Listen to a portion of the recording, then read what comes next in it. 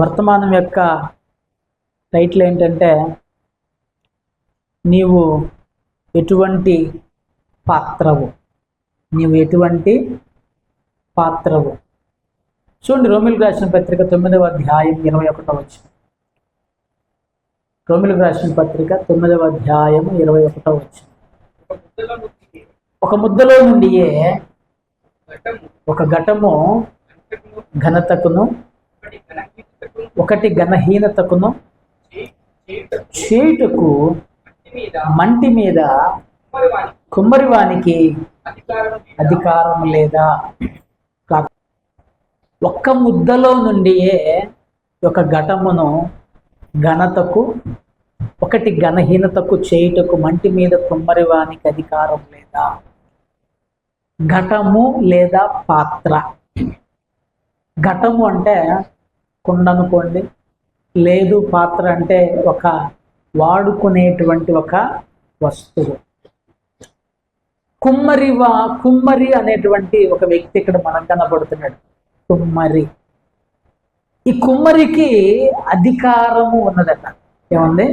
అధికారం ఉన్నది. కుమ్మరికి అధికారం ఉన్నది. అధికారము కలిగినటువంటి కుమ్మరి. ఈ కుమ్మరి వాని అధికారము చూడండి. ఎవరి కుమ్మరి? మనకు చాలాసార్లు కుమ్మరి అనంగల్లోనే ఊర్లలో కుండలు చేసేటువంటి వాళ్ళని కుమ్మరి అంటారు. చూడండి, ఇక్కడ మనం జాగ్రత్తగా మనం చూస్తే దేవునికి లేఖనం ఏం తెలియజేస్తుందంటే ఎవరి కుమ్మరి, ఈ కుమ్మరికి ఉన్నటువంటి అధికారం ఏంటి, ఈయన ఎవరిని ఎలా తయారు చేస్తున్నాడు, ఏ ఘటాన్ని తయారు చేస్తున్నాడు. ఇక్కడ ఒకవేళ దేవుడు మాట్లాడుతున్నటువంటిది ఉట్టి మట్టి కుండల గురించి అయితే మనకు అవసరమా? మట్టి కుండల గురించి నేర్చుకోవడం, మట్టి పాత్రల గురించి నేర్చుకోవాల్సినంత అవసరం మనకేమైనా ఉన్నదా అని మనం ఆలోచన చేయవలసిన వారమై ఉంటున్నాం. ఇక్కడ దేవుడు మాట్లాడుతున్నటువంటిది ఉట్టి మట్టి కుండల గురించి మాత్రం కాదు. చూడండి, వ్యక్తుల గురించి దేవుడు ఇక్కడ మాట్లాడుతున్నాడు. యెషయా గ్రంథము 64వ అధ్యాయం 8వ వచనంలో, యెషయా గ్రంథము 64వ అధ్యాయం 8వ వచనంలో దేవునికి లేఖనం ఈ రీతిగా తెలియజేస్తున్నది. యెహోవా, నీవే మాకు తండ్రివి, మేము జిగటమన్ను, నీవు మాకు కుమ్మరివాడవు. మేమందరము నీ చేతి పని అయి ఉన్నాము. జాగ్రత్తగా వినండి. యెహోవా, నీవే మాకు తండ్రివి, మేము జిగటమన్ను, నీవు మాకు కుమ్మరివాడవు. ఇప్పుడు ఈ కుమ్మరి ఎవరు? దేవుడు. ఎవరు? దేవుడు. మన ఊర్లలో చేసేటువంటి కుమ్మరి సహోదరులు కాదు. సో వారు పాత్రలను చేస్తారు, ఈయన మనుషులను నిర్మిస్తూ ఉన్నాడు. చూడండి, నీవు కుమ్మరి వాడవు, మేమందరము నీ చేతి పని అయి ఉన్నాము. ఇందగల పాట మనం ఆరాధనలో పడుకున్నాం. నీ చేతులే నన్ను నిర్మించెను.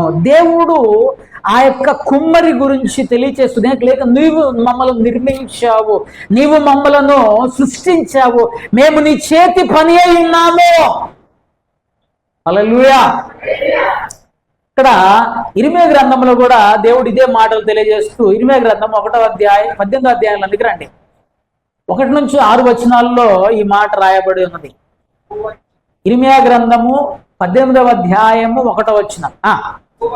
యెహోవా యొద్ద నుండి ఇర్మియాకు ప్రత్యక్షమైన వాక్కు, నీవు లేచి పొమ్ము, తెలియజేతును. వెళ్ళగా తన సారె మీద పని చేయిచుండెను. జాగ్రత్తగా వినండి. దేవుడు చాలాసార్లు అలంకారపూర్వకంగా ఉదాహరణలతో దేవుడు ప్రజలతో మాట్లాడాడు. యేసుక్రీస్తు ప్రభు దేవునికి లేఖనం తెలియజేసి దేవుడు ఇర్మియా గారిని ఆ యొక్క కుమ్మరివాని ఇంటికి పంపున్నప్పుడు ఆయన పోతే, అక్కడ నీకు నేను మాట్లాడతా, నువ్వు అక్కడికి వెళ్ళు అని చెప్పినప్పుడు వెళ్తే ఆ సారి ఆ యొక్క చక్రం వేసుకుని ఆ వ్యక్తి పని చేస్తున్నట్లుగా మనం చూస్తూ ఉన్నాం. నెక్స్ట్, కుమ్మరి జిగట మంటితో కుండ వాని చేతిలో విడిపోగా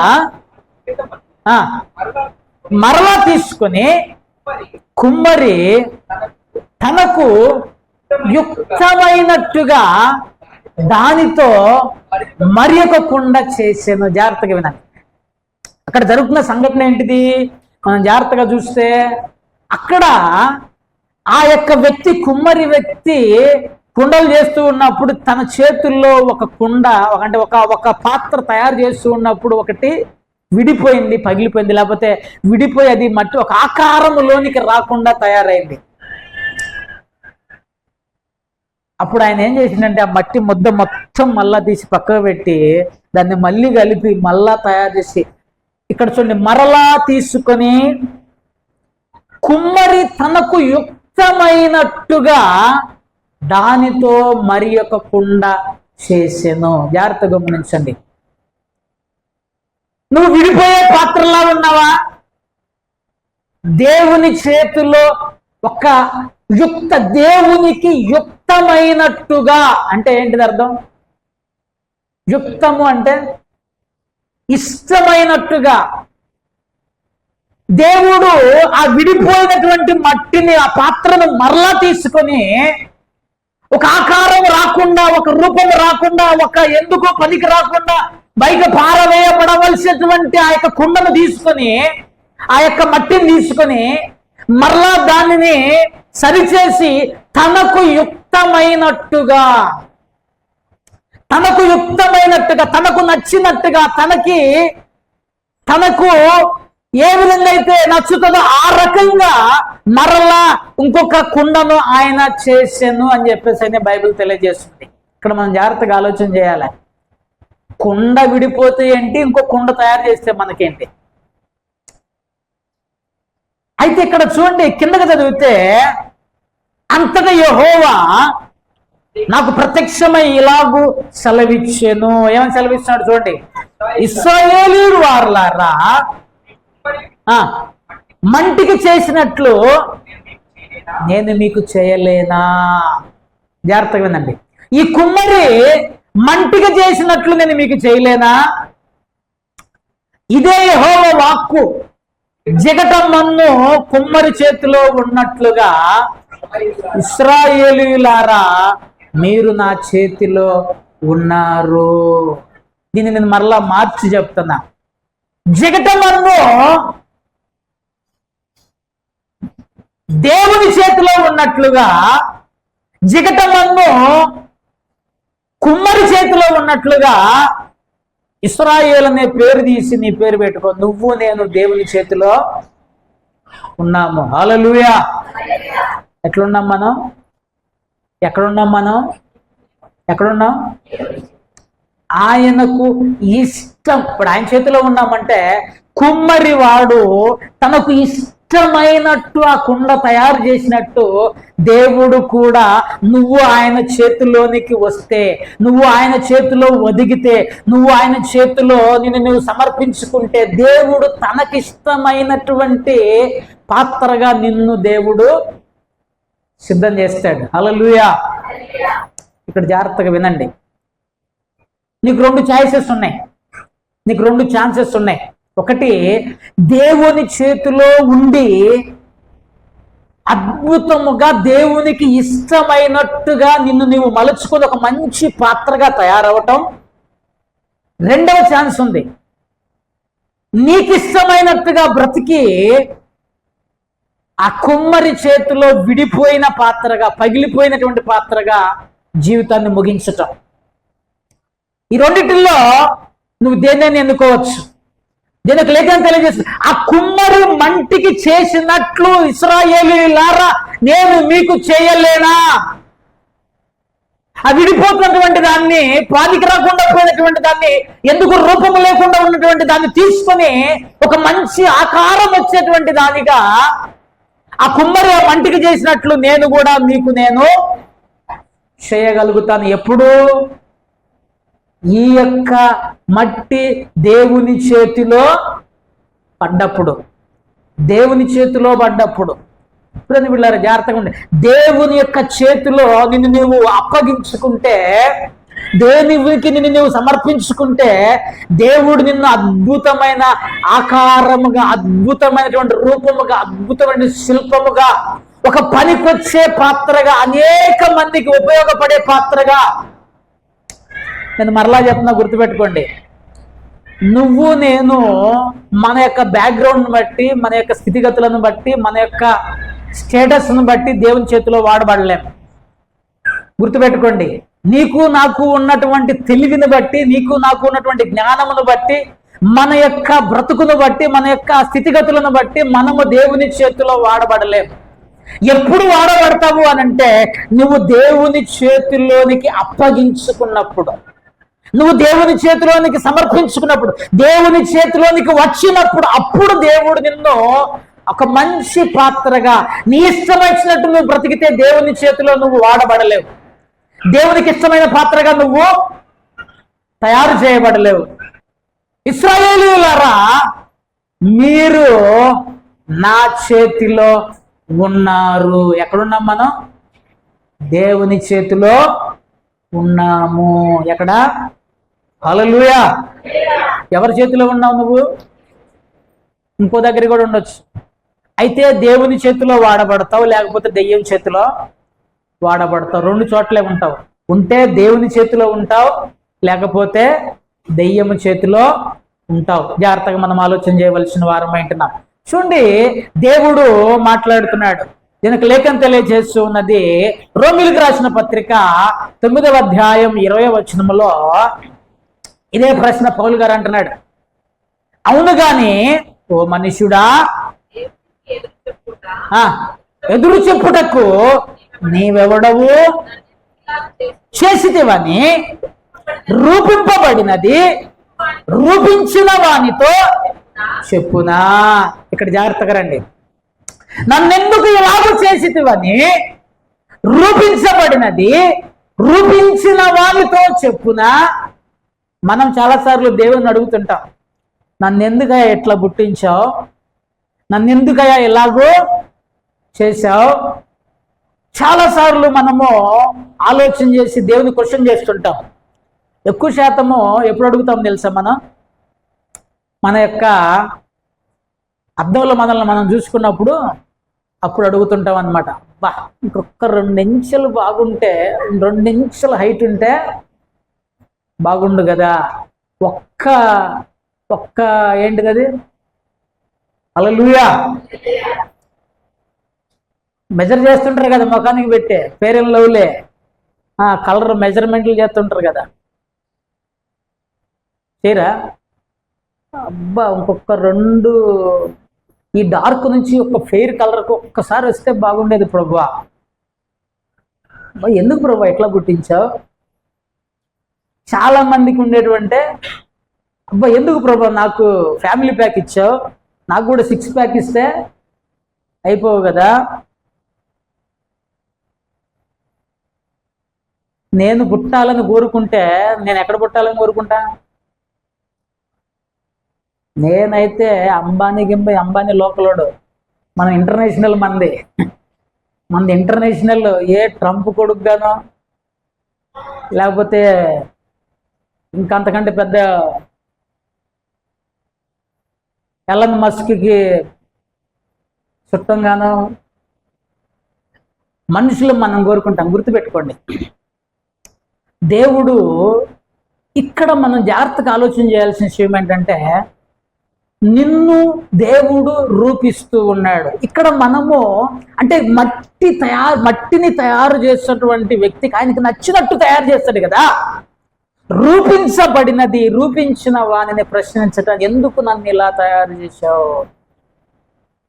కానీ నీ జీవితాన్ని ఆయన చేతిలో పెడితే ఆయన అద్భుతంగా మన జీవితాలను మలిచేటువంటి వాడుగా ఉన్నాడు అని చెప్పేసి అని ఎందుకు తయారు చేశాడో చెప్తా. చూడండి, రోమిలకు రాసిన పత్రిక 9వ అధ్యాయం 15వ వచనంలో ఈ మాట అంటున్నాడు.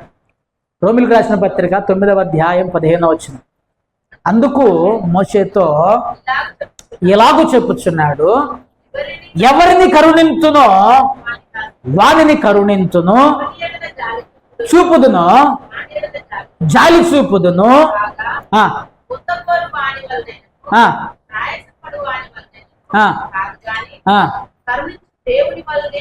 చాలు, ఇక్కడ ఒక్క నిమిషం జాగ్రత్త ఉంది. ఎవరిని కరుణిస్తానో వాళ్ళని కరుణిస్తానో, ఎవరిని ఎడల జాలి చూపుతానో వాని ఎడల జాలి చూపుతాను. అది నా ఇష్టం. జాగ్రత్తగా మనం ఇక్కడ ఆలోచన చేయాలి. దేవుడు మనలను నిర్మిస్తూ ఉన్నాడు. ఇక్కడ మనం గ్రహించాల్సిన విషయం ఏంటంటే, దేవుని యొక్క సార్వభౌమాధికారాన్ని మనం గుర్తించాలి. దేవుని యొక్క అధికారాన్ని మనం గ్రహించాలి. దేవుని యొక్క ఆయన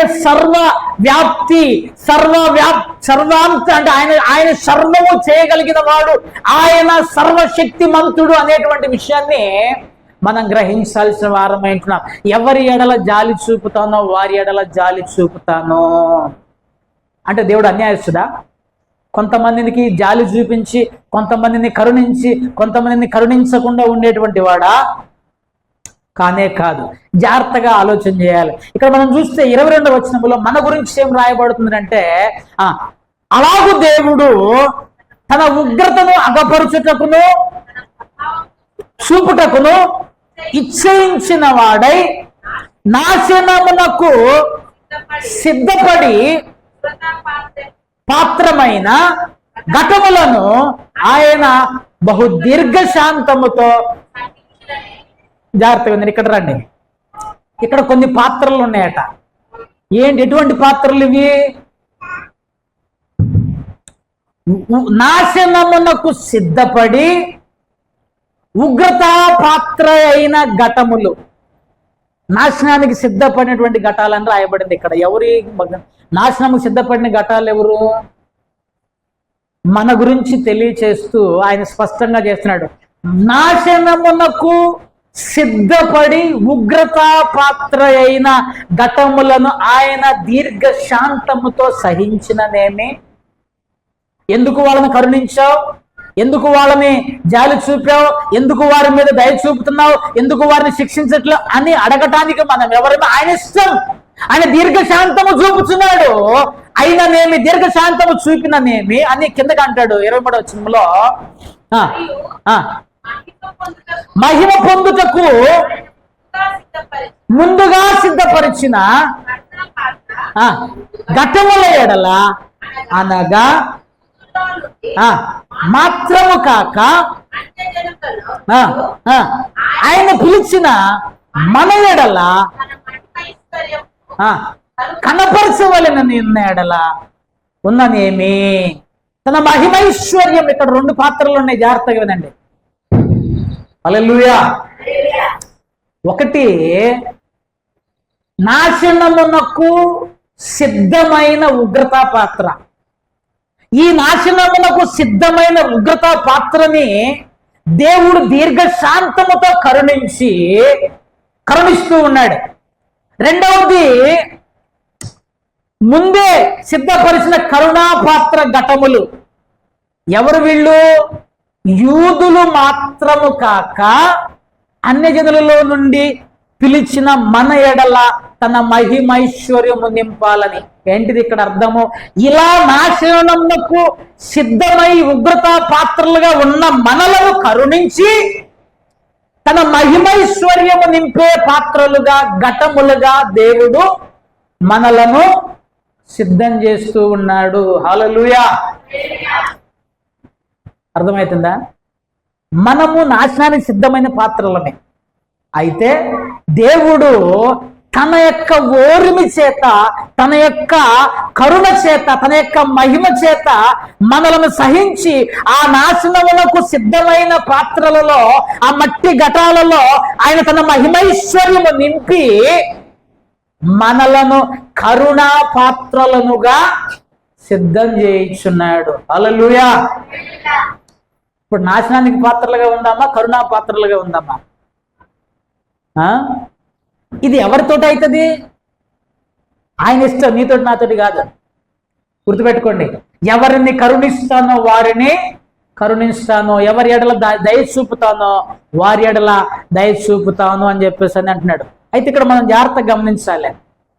రోమిలకు రాసిన పత్రిక 16వ అధ్యాయం 4వ వచనంలో, రోమిలకు కాదు, సామెతల గ్రంథం 16వ అధ్యాయం 4వ వచనం. సామెతల గ్రంథము 16వ అధ్యాయము 4వ వచనం. యెహోవా ప్రతి వస్తువును కలుగజేసెను.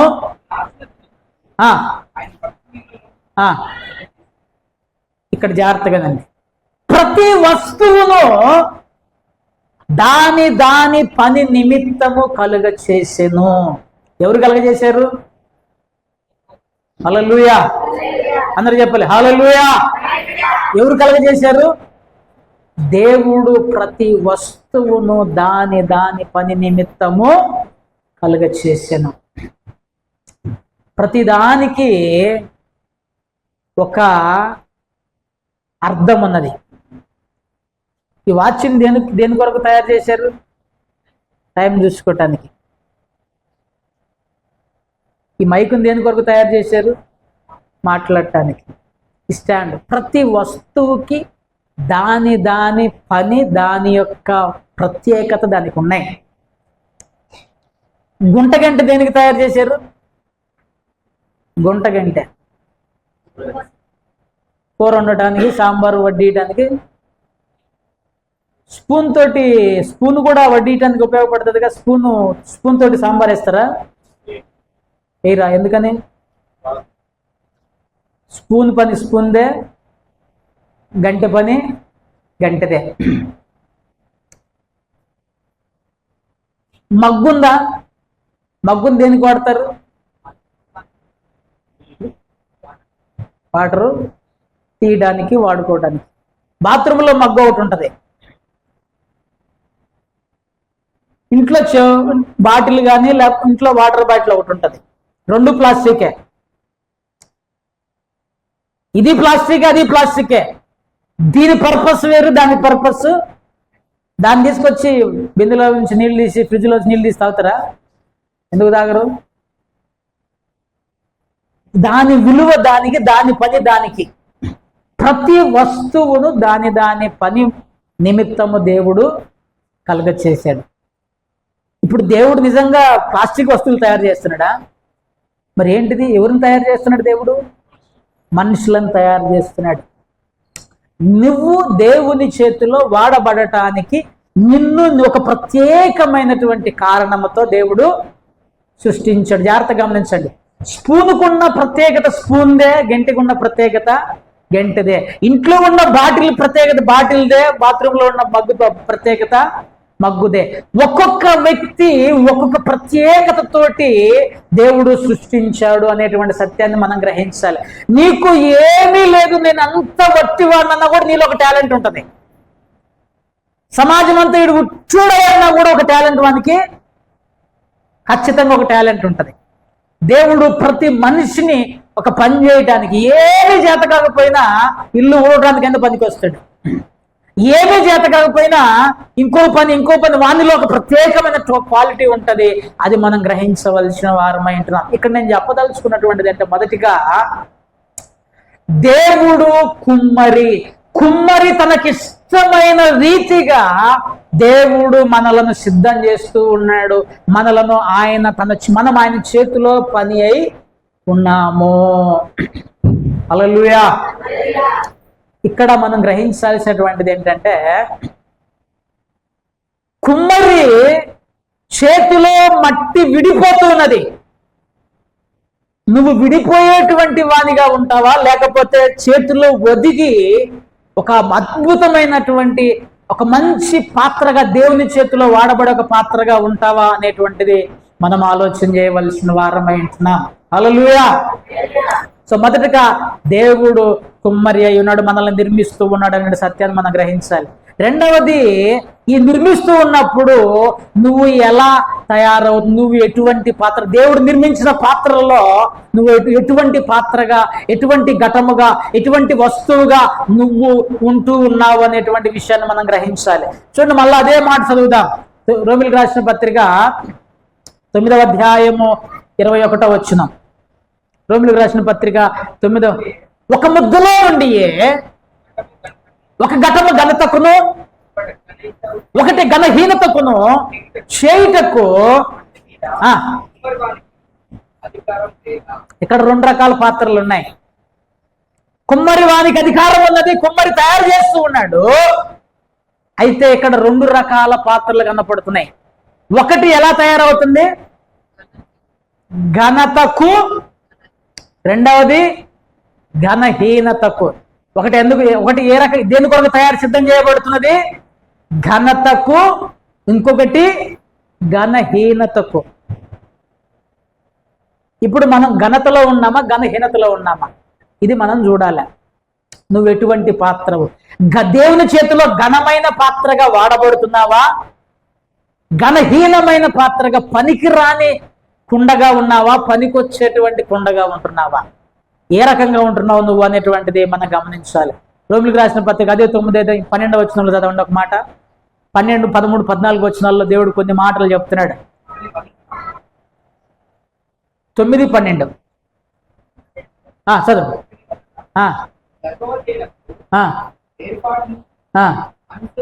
అనుసరించి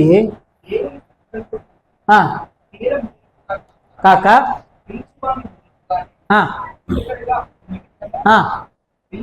పిల్లలింకా పుట్టి మేలైనను కీడైనను చేయక ముందే పెద్దవాడు చిన్నవానికి దాసుడగునని ఆమెతో చెప్పాను. రెబ్కా గారికి చెప్పబడినటువంటి మాట. పెద్దవాడు చిన్నవానికి దాసుడగును. కిందకి చదివితే ఏమంటాడంటే, ఇందును గూర్చి నేను యాకోబును ప్రేమించి తిని ఏశావును ద్వేషించి తిని. కాబట్టి ఏమందుము? దేవుని యందు అన్యాయము గలదా? ఆగండి, మరి ఏంటిది అన్యాయం అర్థం కావట్లే. అన్యాయం ఉందని కాబట్టి ఏమందుము? దేవుని యందు అన్యాయం గలదా? యాకోబును ప్రేమించాను, ఏశావును ద్వేషించాను అంటే దేవుడు అన్యాయస్తుడా? పిల్లలు పుట్టి ఇంకా మేలైనను కీడైన ఎరగక ముందే ఒకడిని పెద్దవాడు చిన్నవానికి దాసుడవుతాడని చెప్పాడు. ఎందుకు?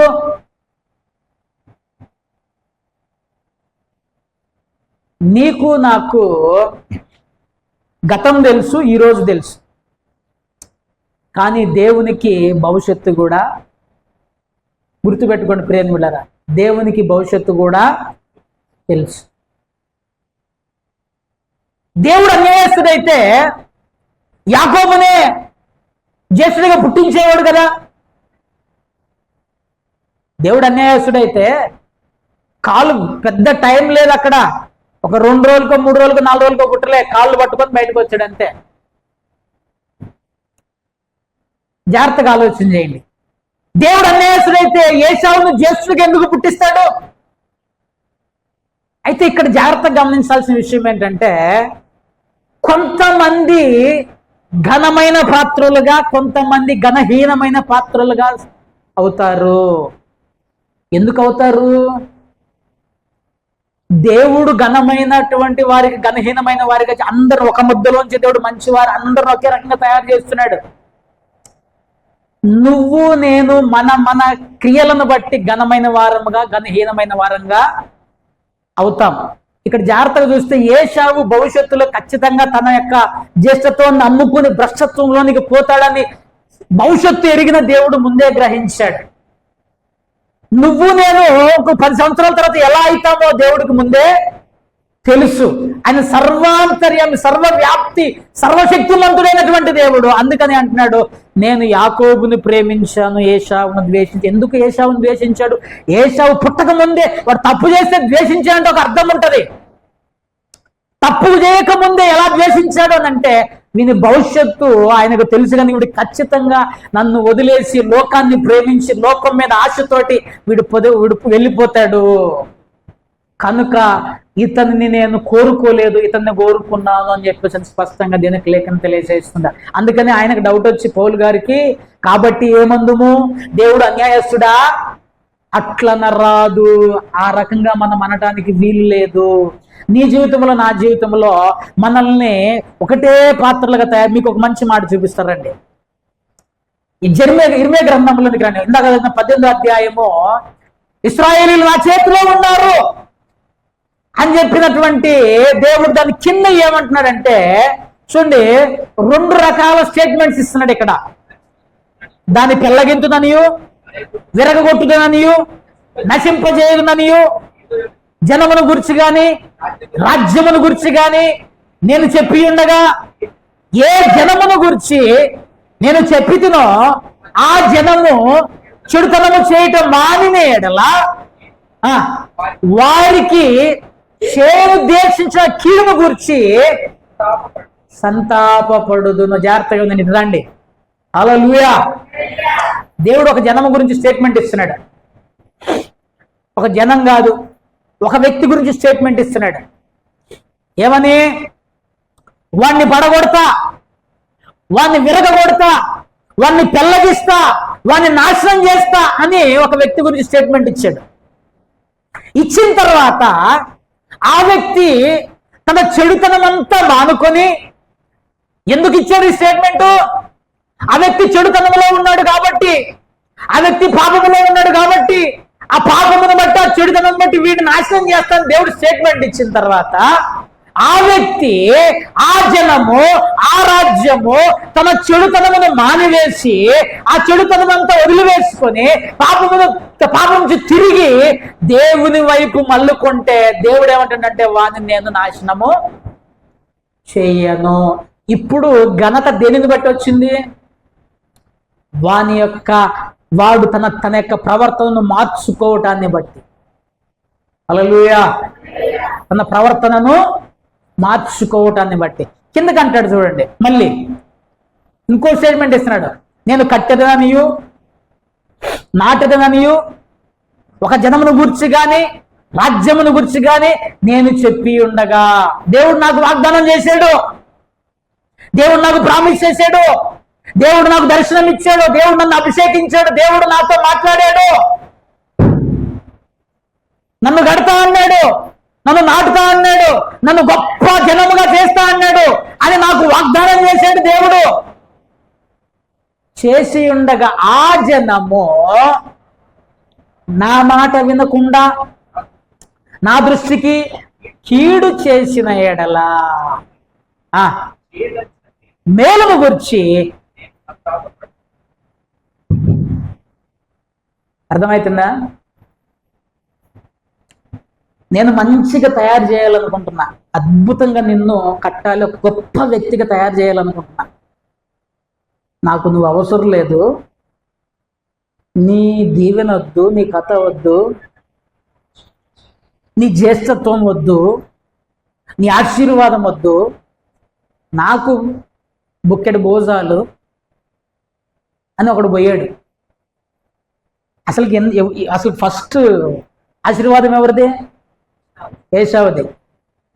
నేను కట్టెదనని నాటెదనని దీవించదనని ఎవరి గురించి అయితే నేను మాట్లాడానో వాడు నా మాటకు లోబడక కీడు చేసి నన్ను వదిలిపెట్టి దూరంగా పోతే వాడికి మేలు జరగదు. నేను నాశనం చేస్తా. యాకోబు అనే పేరుకి అర్థం ఏంటిది? పేరే మోసగాడు, పుట్టుకతోటే మోసగాడు. నాశనం చేస్తానని, పెళ్ళగిస్తానని, కూల్చివేస్తానని ఎవరి గురించి అయితే చెప్పానో ఆ వ్యక్తి నా వైపు తిరిగి చెడుతనము మానివేస్తే వానిని గొప్పవానిగా చేస్తా. ఒక ముద్దలో ఉంచే ఒకటి ఘనత కలిగిన పాత్ర, ఇంకొకటి ఘనహీనమైన పాత్ర. దేవుడు నిన్ను మనల్ని అందరిని మంచిగానే పుట్టించాడమ్మా. నీ ఆకారం, రంగు, కలర్ కొంచెం డిఫరెంట్ ఉండొచ్చు. నీ ఎడల దేవుడు నిన్ను ప్రత్యేకంగా ఇష్టపడి తన చేతులలో నిన్ను నిర్మించాడు. గుర్తుపెట్టుకోండి, తన అరచేతులలో నిన్ను చెక్కాడు. హల్లెలూయా. అరచేతులలో నిన్ను చెక్కాడు. నీ కొరకు తన రక్తం ఇచ్చాడు, నీ కొరకు తన ప్రాణం ఇచ్చాడు, నీ కొరకు సమస్తాన్ని ఇచ్చాడు. అటువంటి వాడు నిన్ను పోగొట్టుకోవడానికి సిద్ధంగా లేడు.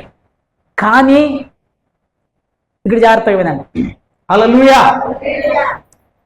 ఒక కుటుంబంలో 2-3 పిల్లలు ఉన్నారనుకో, ఎవరైనా ఒకరికి ఘనత తీసుకొచ్చి ఒకరిని ఘనహీనమైన వాడిని చేస్తారా? తల్లిదండ్రులు ఎవరు అట్లా ప్రవర్తించరు. అందరిని ప్రేమగా చూస్తారు. వీళ్ళ క్యారెక్టర్స్ని బట్టి వాళ్ళు గొప్పవారిగా అవుతారు, కొంతమంది పనికిరాని వారిగా మారిపోతారు. అంతే తప్పితే తల్లిదండ్రులు చేయరు వాళ్ళని చెడ్డోళ్ళగా. ఇక్కడ జాగ్రత్తగా మనం గమనించాలి. చూస్తే ఇక్కడ మనం జాగ్రత్తగా చూస్తే అందుకే దేవునికి లేఖనం ఏం తెలియజేస్తుంది. తిమోతి రాసిన 2వ పత్రిక 2వ అధ్యాయం 20 వచనాలు అందుకరండి. తిమోతికి రాసిన 2వ పత్రిక 2వ అధ్యాయం 20 వచనం. గొప్ప ఇంటిలో వెండి పాత్రలను బంగారు పాత్రలను కాక కర్రవి మట్టివి కూడా ఉండును. వాటిలో కొన్ని ఘనతకును ఘనహీనతకును. రైట్, జాగ్రత్తగా రండి. అన్ని ఒకే ఇంట్లో ఉన్నాయి.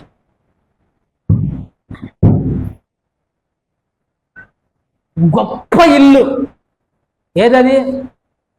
ఈ భూమి మీద గొప్ప ఇల్లు ఎవరిది? గొప్ప ఇంటిలో వెండి పాత్రలు ఉన్నాయి, బంగారు పాత్రలు ఉన్నాయి, కర్రవి ఉన్నాయి, మట్టి కూడా ఉన్నాయి.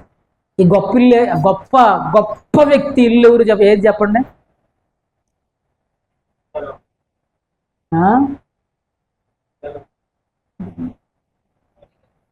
సరే, ఓకే. దేవుని కంటే గొప్పవాడు ఈ భూమి మీద ఎవడు లేడు. సో దేవుని ఇల్లులో మనందరం రకరకాల పాత్రలు. జాగ్రత్తగా వినండి. నువ్వు బంగారు పాత్రగా ఉన్నావా, మట్టి పాత్రగా ఉన్నావా? ఇది క్వశ్చన్. అరే, బంగారు పాత్ర ఉన్న విలువ మట్టి పాత్రకు ఉన్న విలువ చాలా తేడా ఉంటుంది. మరి నేను బంగారు పాత్రగా ఉండాలి అంటే, ఘనమైన పాత్రగా ఉండాలి అంటే నేనేం చేయాలి? దేన్ని బట్టి నాకు ఘనత వస్తుంది? ఇక్కడ మీకు ఒక విషయం చెప్తా. బంగారు పాత్రలు అంటే ఇవి పోలిక. మా అబ్బాయి బంగారం అండి. ఏంటిదే? ఎవరు చెప్పట్లా మీ పిల్లల గురించి? చెప్పరా? బ్రహ్మాండంగా. మీ ఊడు ఎట్లా అన్నాడే? మా ఊడు దొంగ, అట్టండు ఇట్టండు అని చెప్తారా? మా ఊడు బంగారం అండి. ఎవరు అంటాడు? బంగారమా? వాడు ఒంటి నిండా బంగారం ఉందా ఏంది? చెక్కేద్దాం, మనకు చాలా డబ్బులు అవసరం.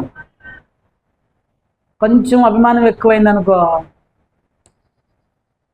మా ఆయన బంగారం అండి. కొద్దిగా ఎక్కువైతే బంగారం అంటే బంగారం వేసుకొని పుట్టాడా లేకపోతే బంగారంతో పుట్టాడా? పోలిక. మనిషే పోలిక. మా అమ్మాయి బంగారం, మా కొడుకు బంగారం, మా అబ్బాయి బంగారం, మా ఆయన బంగారం అంటే ఇదేంటంటే పోలికతో చెప్తున్నాం. అంటే బెస్ట్ పర్సన్, మంచివాడు, గొప్ప అంటే మంచి వ్యక్తి, లేకపోతే విలువైనటువంటి వాడు. ఆ యొక్క బంగారం యొక్క విలువను ప్రదర్శించడానికి, చెప్పటానికి మనం దాన్ని పోలికగా వాడుతూ ఉన్నాము. అయితే ఇప్పుడు నువ్వు నేను కూడా బంగారం లాంటి పాత్రలుగా, అటువంటి నిజంగా బంగారం కావాలంటే కింద వచనంలో చెప్పాడు, 21వ వచనంలో. జాగ్రత్తగా, ఎవడైనను వీటిలో చేరక పవిత్రపరుచుకుని నీ ఎడల పరిశుద్ధపరచబడి అర్హమై సత్కార్యమునకు సిద్ధపడి, జాగ్రత్తగా వినండి, ఘనత నిమిత్తమైన పాత్ర అయి ఉండును. ఇక్కడికి రండి. మనకి మిగతా మధ్యలో వదిలేద్దాం. నేను మీకు చివరి లైన్ చెప్తున్నా. ఘనత నిమిత్తమైన పాత్ర అయి ఉంటాడు. ఒకడున్నాడు. ఎవడు వాడు? ఘనత నిమిత్తమైన పాత్ర, ఘనత కొరకు ఏర్పాటు చేయబడిన పాత్ర, ఘనత కొరకు వాడు ఘనమైన వానిగా దేవుడు నిర్ణయించిన పాత్ర. ఎందుకు వాడు ఘనమైన పాత్రగా, ఘనత నిమిత్తము వాడిని దేవుడు సిద్ధం చేశాడు అంటే, ఎవడైనా వీటిలో చేరక, వాటిలో చేరకపోతే వాడు ఘనమైన పాత్ర అట. అంతేనా? మధ్యలో వదిలిపెట్టండి.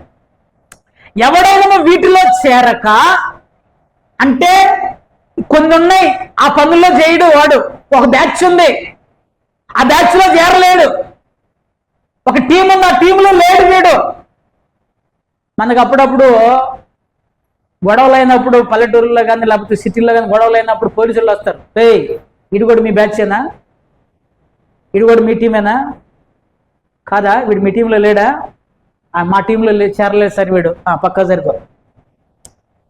ఈ వీటిలో చేరక ఉన్నవాడు ఘనమైనటువంటి పాత్రగా ఉంటాడు. హల్లెలూయా. వేటిలో చేరకూడదు? తిమోతికి చెప్తున్నాడు, అయ్యా తిమోతి, గొప్ప ఇంటిలో బంగారు పాత్రలు ఉన్నాయి, మట్టి పాత్రలు కూడా ఉన్నాయి. కొన్ని ఘనతకు కొన్ని ఘనహీనతకు వాడుతూ ఉన్నారు.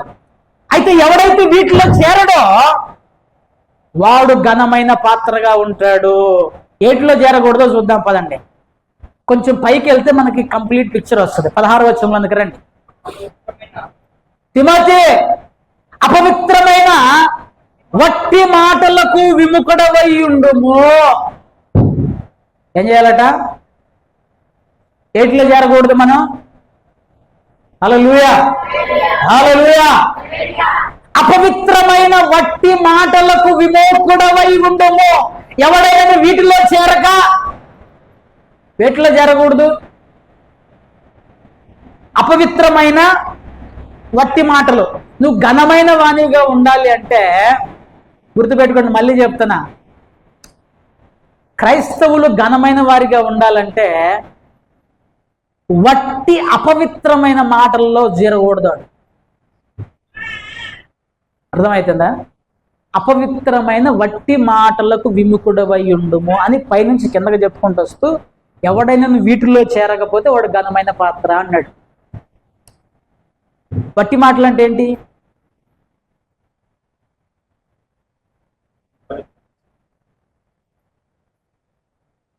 పనికిరాని ముచ్చట్లలో క్రైస్తవులు ఉండొద్దు. అయ్యో భలేవాడు అన్న, మాకు అదే కదా టైం పాస్, ఆటినే చేయొద్దు అంటున్నారు మీరు. ఆటిని చేయొద్దంటే మాకు అదే కదా, మాకు టైం ఎట్ట గడుస్తుంది, మాకు రోజు ఎట్ట ముగుస్తుంది. వట్టి మాటలు, మళ్ళీ ఇవి అపవిత్రమైనటువంటి ముసలమ్మ ముచ్చట్లు కట్టి పెట్టి. ముసలమ్మ ముచ్చట్లు అంటే గంటలు గంటలు మాట్లాడతారు కానీ ఒక్కటన్నా దేవుని మాట ఉండదు దాంట్లో. గంటలు గంటలు కన్వర్జేషన్ నడుస్తుంటారు. ఇప్పుడు కొద్దిగా తగ్గిందిలే. అప్పట్లో జియో వాడు స్టార్టింగ్లో ఫ్రీ కాల్ అనంగంలోనే ఇక అంటే అప్పుడు డబ్బులు పెట్టి 2 నిమిషాలకు ₹1 అట్లా డబ్బులు పెట్టి మనం మాట్లాడాం. ఆ తర్వాత వాడు జియో వాడు వచ్చాడు, అన్లిమిటెడ్ అన్నాడు, ఎంతైనా మాట్లాడుకోవచ్చు అన్నాడు. దెబ్బకి ఇక పచ్చళ్ళు పెట్టడం కూడా తయారైపోయింది. అటు ఆమె ఉండి, అమ్మ ఉప్పు వేయి, కారం వేయి, చింతపండు వేయి అంటే ఇటు నుంచి పచ్చళ్ళు పెట్టేశారు. లేదు, అబద్ధంగా నిజంగానే జరిగినాయి ఇవన్నీ. ఇప్పుడు సేమ్ ముచ్చట్లు. క్రైస్తవులు అపవిత్రమైన ముచ్చట్లలో ఉండకూడదు. గుర్తుపెట్టుకోండి, పనికిరాని వ్యవహారాలు, పనికిరాని మాటలు, పనికిరాని మీకు ఇంకో మంచి మాట చెప్తా, గుర్తుపెట్టుకోండి. మీరు ఎంత తక్కువ మాట్లాడితే అంత వాల్యూ ఉంటుంది నీకు. వాల్యూ జనరల్గా ఎక్కువ బరబర మాట్లాడేటోడికి విలువ ఉండదు, తక్కువ మాట్లాడేవాడికి విలువ ఎక్కువ ఉంటుంది. అలాగని అసలు మాట్లాడకుండా ఉండమాకండి, వీడు మూగుడు అనుకుంటారు. అర్థమవుతుందా? మాట్లాడండి. ఏం మాట్లాడాలి? దేవుని గురించి ఒక డౌట్ ఉంటే, ప్రార్థన గురించి ఒక డౌట్ ఉంటే, వాక్యం గురించి ఒక డౌట్ ఉంటే ఏం మాట్లాడాలి? పాస్టమ్మ గారు నల్ల చీర కట్టింది, అబ్బాయి అరే మ్యాచింగ్ వేసారయ్యా, అయ్యా బాపే ఏం కట్టారు, ఏం చూశారు, ఏం చేశారు, ఏం జరిగింది, వాడేం చేశాడు, వీడేం చేశాడు, వాడట్టపోయాడు, వీడెట్టపోయాడు. నువ్వు ఘనతలోనికి రావు. గుర్తుపెట్టుకో, బైబిల్ ఏం చెప్తుందో తెలుసా? రహస్యమందు మాట్లాడినవి ఒకరోజు మిద్దెల మీద చాటింపు వేయించబడతాయి. ఎవడు లేడని చెప్పేసి, సీక్రెట్ అని చెప్పేసి నలుగురు గురించి మాట్లాడు. మీకు ఇంకో విషయం చెప్తా. నేను సాయి కలిసి సురేష్ గురించి మాట్లాడుకున్నాం అనుకో, నేను లేనప్పుడు వాళ్ళిద్దరు కలిసి నా గురించి మాట్లాడుకుంటారు. ఎందుకు? మాట్లాడే అలవాటు ఉన్నది కాబట్టి. ఒకవేళ నేను సాయితోటి సురేష్ గురించి చెడుగా మాట్లాడినప్పుడు సాయి వెంటనే అన్న అట్లా అట్లా అనవద్దు, సురేష్ మంచోడు, మనం అతను లేనప్పుడు అతని గురించి మాట్లాడకూడదు అన్నాం అనుకో, రెండోసారి నేను మాట్లాడతానా? అన్నా నిజమా? నాకు డౌట్ వచ్చిందన్నా, నాకు నిజంగానే అనిపించింది. ఈ మధ్య కొద్దిగా సురేష్ డౌట్ వచ్చింది. నేను అంటున్నాను వేరే అనుకో, మాకు ఎగ్జాంపుల్ మళ్ళీ ఇప్పుడు టక్కన లేచి అబ్బో నా గురించి ఏదో చెప్తున్నాడు అనుకునే. అపవిత్రమైన ముచ్చట్లు. అరే ఈరోజు మనం ఒకవేళ చర్చికి వాక్యం ఏం చెప్పారు, ఏం జరిగింది, ఏం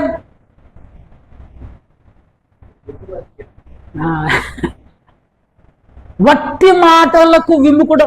నువ్వు ఘనత రావాలి అంటే వీటిలో చేరొద్దు, నువ్వు ఈ బ్యాచ్ లో చేరొద్దు. గుర్తుపెట్టుకో, ఈ బ్యాచ్ లో నువ్వు ఉండొద్దు. ఈ బ్యాచ్ లో ఎప్పుడైతే నువ్వు చేరతావో ఆటోమేటిక్ గా నీ యొక్క విలువ, వాళ్ళంతా సొల్లు బ్యాచ్. ఏం బ్యాచ్? సొల్లు. ప్రియని బిళ్ళరా, మనం ఆలోచన చేయవలసిన మారమండి. కిందకి అంటాడు చూడండి, ఇంకా కొరుకుడు పుండు ప్రాకినట్టు మాటలు ప్రాకును, వారిలో హోమేనైను ఫిలేతును. ఒక ఇద్దరు బ్యాచ్ ఉన్నారట, ఆ పేర్లు మరి మనం పెట్టుకోకుండా ఉంటే మంచిది. కొరుకుడు పుండు ప్రాకినట్టు. కొరుకుడు పుండు అంటే ఏంటిది? కొరుకుడు పుండు ఇక్కడ పడింది అనుకో, ఇది ఇట్లా ఇట్లా ఇట్లా ఇట్లా ఇట్లా పోతూనే ఉంటుంది. ఇక కొరుకుడు పుండు పోయినట్టు పోతుంటుంది, బాడీ మొత్తం అల్లుకుంటానికి ప్రయత్నం చేస్తుంటది. చర్మ వ్యాధి. ఈ అపవిత్రమైన ముచ్చట్లు ఎట్టుంటాయో తెలుసా? సింపుల్ ఎగ్జాంపుల్ చెప్తా. కురుకుడు పుండు పాకినట్టు. వీధిలో ఈ చివర ఫలానా వాళ్ళు భార్యాభర్తలు తిట్టుకున్నారట అని చెప్పేసి వార్త బయటికి వెళ్ళింది. ఫలానా భార్యాభర్తలు తిట్టుకున్నారట అంటే ఏంది తిట్టుకున్నారట, ఏంది కొట్టుకున్నారట. ఇంకో వ్యక్తి దగ్గర పోయేసరికి వాళ్ళు మొత్తం తుక్కు అనుకున్నారు. ఆ చివరికి పోయేసరికి వాళ్ళు విడాకులే తీసుకుంటున్నారట. కురుకుడు పుండు. దాన్ని ఆపండి అక్కడతోటి. క్రైస్తవులు నీకు ఘనత ఎప్పుడు వస్తుందో తెలుసా? నువ్వు మనం ఎప్పుడైతే మన నోరుని కాపాడుకుంటామో మాట నీ విలువను తగ్గిస్తుంది. ఒక చెడ్డ మాట నీ విలువని తగ్గిస్తుంది. ఒక పనికిరాని మాట నీ విలువను తగ్గించేటువంటిదిగా ఉంటుంది. కనుక ఈ కురుకుడు పుండు ముచ్చట్లలో ఉండొద్దు, తిరుగుతుంటారు అన్నమాట. ఇక జాగ్రత్తగా నువ్వు వీటిలో చేరకపోతే నువ్వు ఘనమైన పాత్రగా ఉంటావు.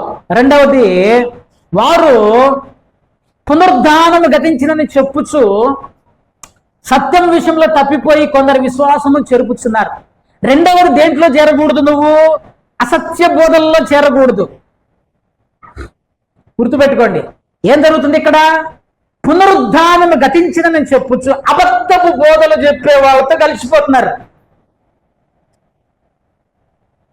నువ్వు అబద్ధం చెప్పే వాళ్ళతో కలిస్తే నీకు గంతేళ్ళ నుంచి వస్తుంది, దేవుడు గంతేళ్ళ నుంచి తీసుకొస్తాడు. జాగ్రత్త గుర్తుపెట్టుకోండి అమ్మా. దేవుడు ఏం చెప్పాడు? నేను ఒకరిని దీవిస్తా అని చెప్పినాక కూడా వాడు పాపం చేస్తే వాడు దీవించబడడు.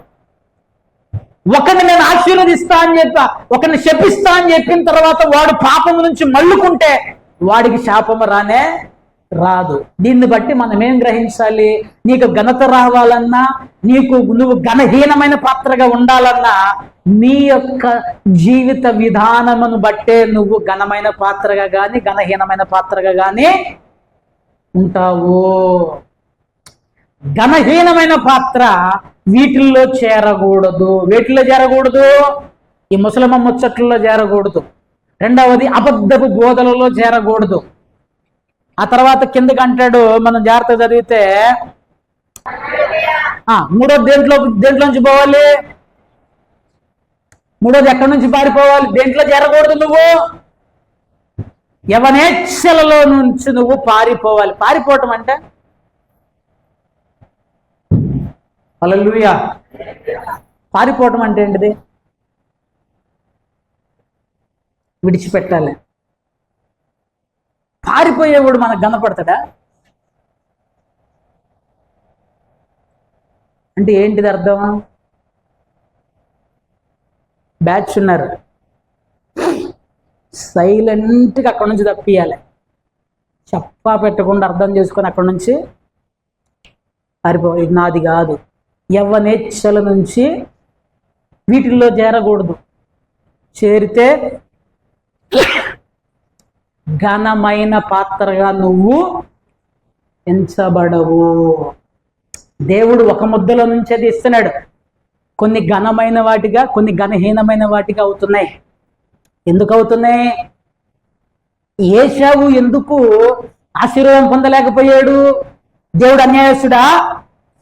ఏశావు క్యారెక్టర్ను బట్టి, ఏశావు బ్రతుకుని బట్టి, ఏశావు జీవితాన్ని బట్టి నువ్వు నేను కూడా నీ బ్రతుకు నా బ్రతుకు వీటిల్లో చేరిందనుకో, నలుగురు మాట్లాడుకున్న వాళ్ళు ఐదో మనిషికి చెప్పరా? చెప్పినప్పుడు ఏమవుతుంది? ఫర్ ఎగ్జాంపుల్ మీకు అది ఉదాహరణ కొరకు చెప్తున్నా. సాగర్ పోయి అర్జున్కి చెప్పాడు, పాస్టర్ అంకుల్ ఇట్లా అన్నాడు. అర్జున్ వచ్చి నాకు చెప్పాడు. ఇప్పుడు సాగర్ పరిస్థితి ఏంటిది? అర్జున్ మంచోడు, సాగరు ఈ ముచ్చట్ల జోలికి మనము ఒక దేవుని మీద, అప్పుడు నీకు ఘనత వస్తుంది, ఘనమైనటువంటి వాణిగా నువ్వు ఎంచబడతావు. వీటిల్లో చేరక ఏం చేయాలి? చేయాల్సిన పనులు ఉన్నాయి చూడండి అక్కడ. అదే సేమ్ తిమోతి రాసిన 2వ పత్రిక 21వ అధ్యాయంలో, 2వ పత్రిక 2వ అధ్యాయం 21వ వచనం. చేరక ఆగండి, ఏం చేయాలట? పవిత్రంగా బ్రతకాలి, తనను తాను పవిత్రంగా చూసుకోవాలి. పవిత్రమైన జీవితం ఉన్న యవనేచ్ఛల నుంచి పారిపోవాలి.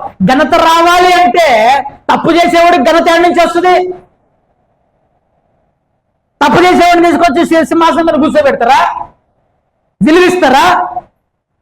నువ్వు గుర్తుపెట్టుకో, ఒకడు తప్పు చేసినంటే వాడిని తీసుకొచ్చి కిందకి దోస్తారు, కానీ పైకి మాత్రం వాడు వెళ్ళడు. నువ్వు నేను కిందకి జారిపోతున్నావంటే ఏంటిది అనేటువంటిది గ్రహించాలి.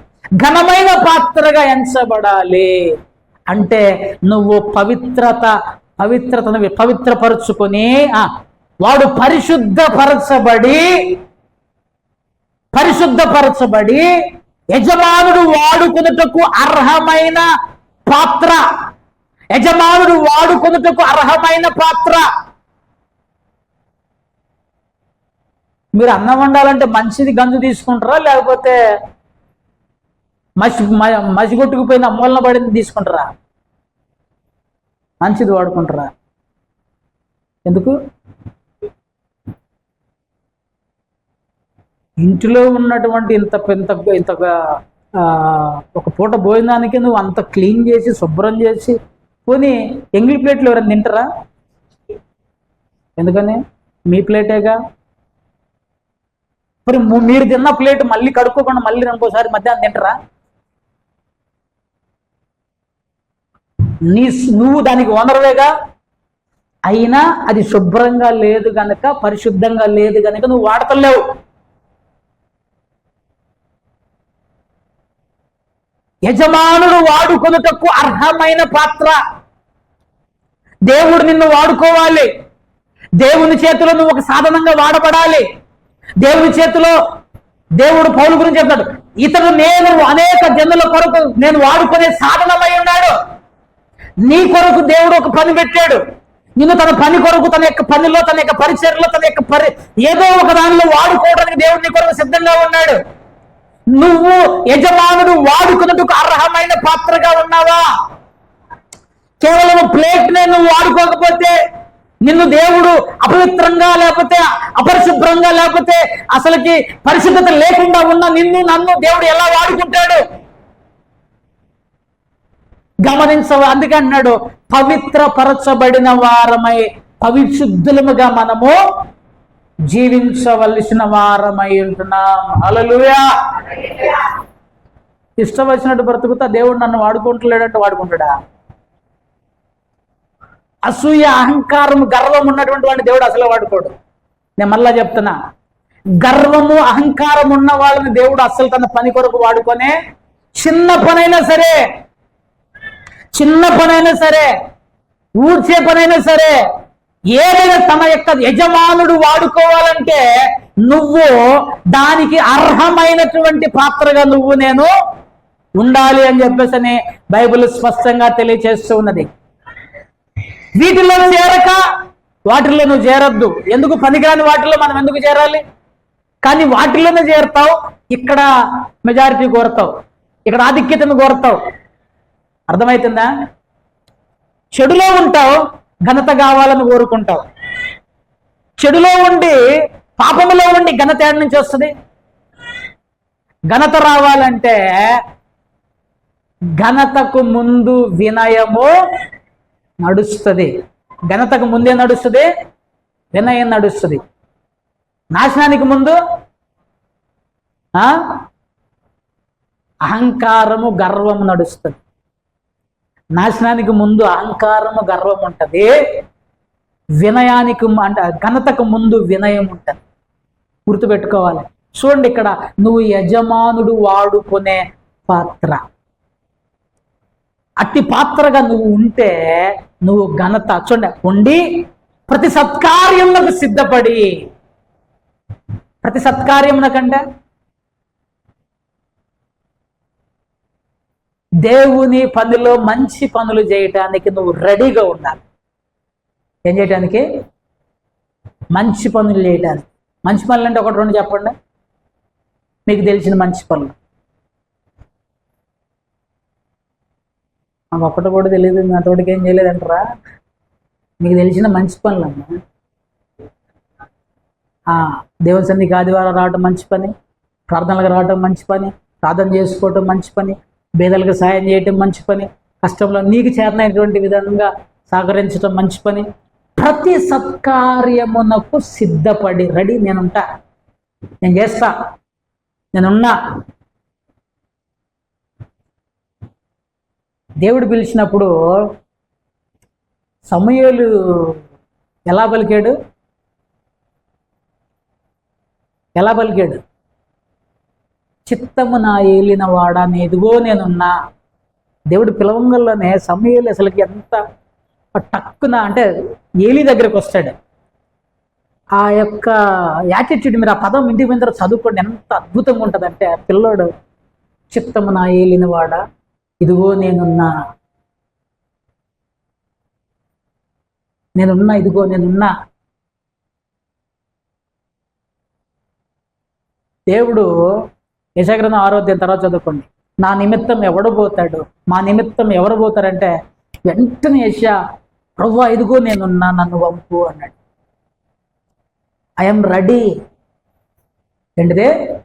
నేను గమనించాల్సిన విషయం ఏంటంటే, నువ్వు సిద్ధముగా ఉన్నావా, సిద్ధపడి ఉన్నావా, అర్హతకు ఆ యొక్క యజమానుడు వాడుకొనుటకు అర్హమైన పాత్రగా ఉన్నావా గమనించాలి. సో నేను ముగిస్తాను ప్రియమైన బిడ్డలారా. ఇప్పుడు మనం ఇప్పటివరకు మనం నేర్చుకున్న విషయాలు ఏంటంటే, దేవునికి అధికారం కలదు. హల్లెలూయా. సో ఆయన కుమ్మరి, నువ్వు నేను ఆయన చేతిలో పాత్రలమై ఉన్నాం. కుమ్మరి, ఈ కుమ్మరి అన్నిటినీ తయారు చేస్తూ ఉన్నాడు, నిన్ను నన్ను తయారు చేస్తూ ఉన్నాడు. అక్కడ ఒక పాత్ర విడిపోతుంది, ఒక పాత్ర మంచిగా తయారవుతూ ఉన్నది. నువ్వు దేవుని ఆయన చేతులకు అప్పగించుకుంటే విడిపోయిన దాన్ని కూడా, పనికిరాని దాన్ని కూడా పనికొచ్చే పాత్రగా ఆయన మలచగలడు. నాశనములకు సిద్ధమైన పాత్రలము దేవునికి సమర్పించుకోవటం వలన కరుణా పాత్రలుగా ఆ మట్టి ఘటాలలో మహిమైశ్వర్యమును దేవుడు నింపుతున్నాడు. ఆయనకు అన్నీ సాధ్యమే. ఆయనకు అసాధ్యమైనటువంటిది, ఆయన సర్వవ్యాప్తి, ఆయన సర్వశక్తిమంతుడు. ఆయన అధికారము కింద మనము ఉండవలసిన వారమై ఉంటున్నాం. రెండవది, నువ్వు ఎటువంటి పాత్రవు? దేవుడు 2 రకాల పాత్రలు మనకు కనపడుతున్నాయి. ఒకటి ఘనమైనటువంటి పాత్ర. ఘనమైన పాత్రగా ఉండాలంటే ఎట్లా ఉండాలి? నువ్వు పరిశుద్ధపరచబడిన వాడవై, ప్రత్యేకపరచబడిన వాడవై, యజమానుడు వాడుకునే దానికి అర్హత సంపాదించి ప్రతి సత్కార్యమునకు సిద్ధపడినటువంటి వాడుగా ఉంటే నువ్వు ఘనమైన పాత్రగా ఉంటావు. రెండవది ఘనహీనమైన పాత్ర. ఘనహీనమైన పాత్ర ఎప్పుడు మార్చబడతావు? ఎవడైనా వీటిల్లో చేరకూడదు. నెంబర్ 1, వేటిల్లో చేరకూడదు? అపవిత్రమైన ముచ్చట్లలో చేరకూడదు. రెండవది అబద్ధ బోధనలో చేరకూడదు. మూడవది యవనేచ్ఛల నుంచి వీటిల్లో చేరిన తర్వాత కూడా నాకు ఘనత కావాలి అంటే అవుతుందా?